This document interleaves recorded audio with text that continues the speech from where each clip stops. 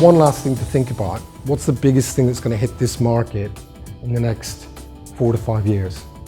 It's going to be end of service. Who has been here for more than 5 years? Who came thinking, I'll be here for 2 years? Right? You're still here, right? So the problem with the end of service is that your company should have been saving up in the piggy bank for you. And why is it important?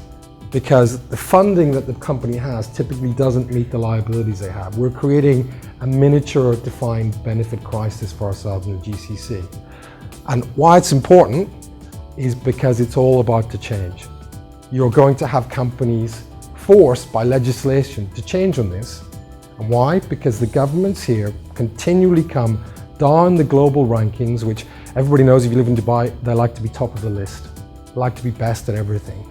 Well, global banks, etc., don't rate the UAE as a good place to work simply because they export the pension problems to the country of origin of the employee.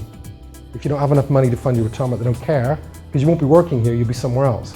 So the government is going to change it, which means what you think about, the way you structure between fixed pay and the split you make between basic and allowances is suddenly going to become less important because what you pay people, the totality of it is what the accruals will be based on. So if you haven't already done a check on what the gap is between your funding and your liabilities, you should go back and just talk to your CFO and say, are we covered for that? Because within the next 2 to 3 years, I guarantee you the law is going to change. Absolutely 100% sure.